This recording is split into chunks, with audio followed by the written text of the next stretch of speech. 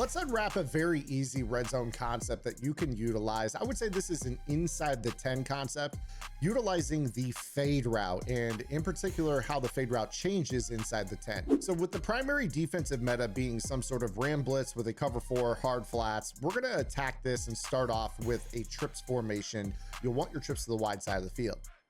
Now, for the purpose of this video, we are going to just shade this coverage down. We're not going to worry about setting up the blitz over and over. Just know cover 4 hard flat is obviously the most popular coverage in the game. When you face this particular style of coverage, all we're going to do is we are going to take the middle receiver in our trips, again on the wide side, and put him on a streak. The outside receiver is going to go on a fade, which is left analog stick up. And our inside most receiver is going to go on a route of our choosing. I would recommend a zig here if you have a hot route master. Makes it pretty easy. Now, the reason that this works is because with the hard flat on the field, the zig is going to be pulling that down. This is also a throw that you will take if they don't use it correctly. That way you don't have to worry about throwing the fade. But the cool part about this is that the streak that we hot routed to our middle receiver is going to pull the outside defender, that deep zone on the right side, inside. And all we're going to do is throw a down, and believe it or not, we're going to throw this down and in to our fade route as he turns in the end zone. So you're going to see here what I'm talking about, just a down and inside pass lead, and he's going to toe tap on the sideline. So I'm going to set this up again. Outside receiver on a fade, inside receiver, middle receiver on a streak, inside most receiver on a zig. We snap this ball, and you're going to throw this down and inside. And you see that's just an easy toe tap, and you're able to catch this for the touchdown. This is also something you could use for 2-point conversion. Now, the reason I say you have to do this inside the 10 is that if I were to place the ball here on the 11, this will not give us the fade route that we seek. In fact, you'll see right here that when I set up the exact same route combo, that our outside receiver runs the regular fade. So once we're inside the 10, this changes the hot route on the fade to the one that we're talking about right here. So once you're down here in this red zone, you set up your route combo, snap the football, and the pass lead is going to be down and inside, and they're just going to toe tap it on the sideline. It's an easy score. So with this particular red zone combo, this is something that you will be able to run a fair amount. And the cool part about this is that your opponent is very likely to start to play cloud flats on the field. Now, don't worry about that because I've got something for you. But before I break down what that is, make sure you guys are subscribed right here to the Zan Madden YouTube channel. I drop content Monday through Friday in the mornings with shorts in the afternoons to help you get better at the game absolutely free. And if that's not enough for you, make sure you guys also take some time to check out my strategy website, gridirongameplans.gg, the cheapest place with the most content and the most high quality content to get better at Madden and college football. $9.95 a month unlocks the entire website. That's everything I've done all year long. And with our weekly vault updates, talking about what pros are doing, how it works, and how to counter it. And you get access to our Discord channel with lab sessions inside the server at no additional cost. Those are every Wednesday evening, so make sure you guys go check that out. Say hello. So when you run a red zone combo that's going to attack in the corner of the end zone, you're bound to get players that are going to start to run a defense that looks like this. This is kind of your cloud flat coverage. The reason for the cloud flat is going to be that that's going to drop in the end zone just a little bit better. And you're going to see right here that when I go to throw this, that it actually, we could still throw that. A lot of players think, oh, well, the cloud flat, that's going to be so perfect for us. You don't really have the ability to run a cloud flat against this fade. So if you run an outside player in a deep zone, you're screwed. If you run an outside player in a cloud flat, you're screwed.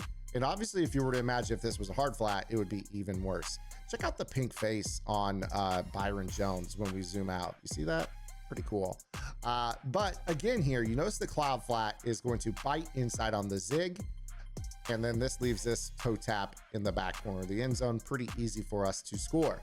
The other thing that is really awesome about this particular defense is that players that run cloud flats will also be very likely giving up the zig on this as well. Now, if they run a cloud flat on the outside, they might run a vertical hook, but if for whatever reason they just decide to run maybe a double flat, this is something some players will do, where they have a hard flat and a cloud flat stacked on top of one another.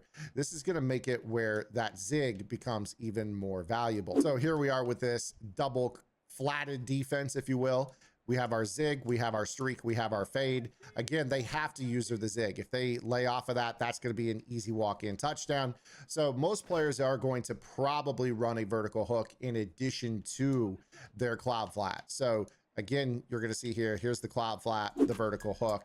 Some players may decide to put their guy in an outside third. I'll tell you why you can't do that here in a second. So we go ahead and put the zig, we put the streak, we put the fade. If they do decide to outside third that player, you're going to be able to throw this ball in the back corner of the end zone for a toe tap.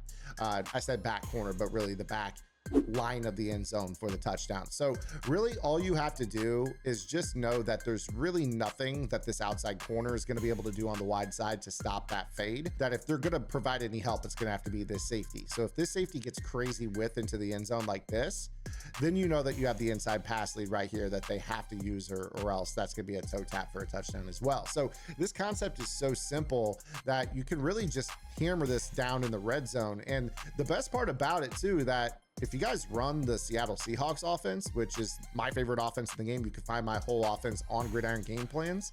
I also have the best red zone run in the game in the form of QB zone. So as you can kind of imagine, this is really, really hard to deal with, because you're going to see if they get fixated on defending the zig and the streak and the fade to the trip side, I could just walk into the end zone with this QB zone and really creates a lot of issues here. So a lot of times what you end up with is people completely ditching their defense and they go to something super vanilla. So they're going to start to run maybe like a cover 4 out of the 4-3 even 6-1 or a 3-4 base defense.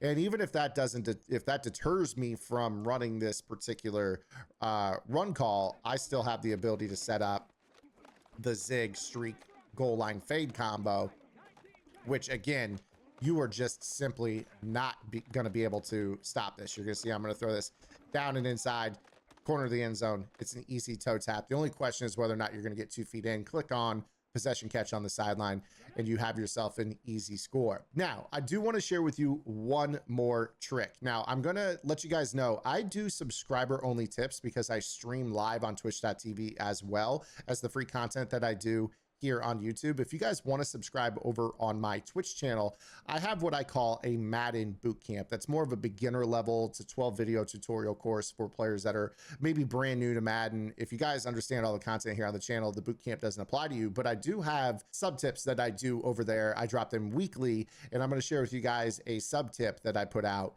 which is really, really cool as well. So one of the things that I love about the trips tight end is that we have the ability to also utilize the tight end down in the red zone as well. One of my favorite things that I will do is I will run a corner route to my tight end on the wide side of the field. So I'll smash the trips into the short side and I'll put them on a slant out. And then I'll have like a swing out of the backfield. And the thing about this slant out is that it's always open as well. And you're going to see that even against the zone defense, I will throw this down and inside to him and make this toe tap. And if you guys have red zone threat on your tight end, it's almost always going to be caught, even if they have a knockout. And then of course, on the trip side of the field, we still have our goal line fade combo where the streak will pull that guy. So I just throw this as a down pass lead and a toe tap in the end zone. Again, if you're dealing with mid zone KOs, all you have to do is go into your depth chart, get yourself at this point, if you guys are playing cut, a player with the red zone threat. So for instance, I have, I believe John Ross has this ability, even though he's not really that big of a guy. I can come out very easily and know that if he gets his hands on it down here in the red zone, we're going to be safe. So obviously, you know, here you can kind of stare down the tight end route. And then if it's not what you want, then you just throw this ball in the end zone to your goal line fade. More often than not, you're going to be able to get that wide open. This is even something that's really good in between the hashes. If you're ever in a situation where, you know, you're not perfectly in between the hashes, this is actually just fine as well. You can rest assured know that the tight end is going to be open for a down and inside pass lead, toe tap on the sideline, and then you'll have a little bit more room to work with on the outside to this goal line fade as well. Just a little bit more turf, and you see right here how open that is. So make sure you guys are subscribed right here to the channel. Hit that notification bell. Check out Gridiron. I will see you guys tomorrow with our next long form upload. Until then, this is Zan. Get the lab in. Good luck.